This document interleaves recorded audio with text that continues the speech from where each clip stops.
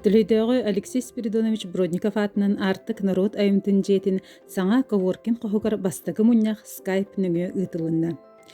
Культура нац проектчерчинен ытыллыбыт конкурс кыйылаға төлө библиотеката хебедисе Кузьмина Изабелла Степановна, Бахалык Игорь Владимирович Николаев, народ айымтын жетін директора Сменников Максим Викторович Москва коратыкытта быха сибәскі тақсан ытыллар үліні торымныстылар. Инникетин саңар үмөннөмит хоспут деловой капсетилерге, кругоктар үлелергер күс көмө болуға ден эренебит.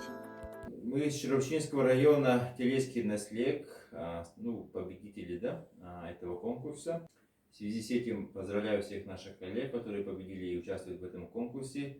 И очень благодарны, что есть такой прекрасный конкурс, есть возможность реализовать свои мысли, идеи и создать новую точку притяжения даже в далеком уголке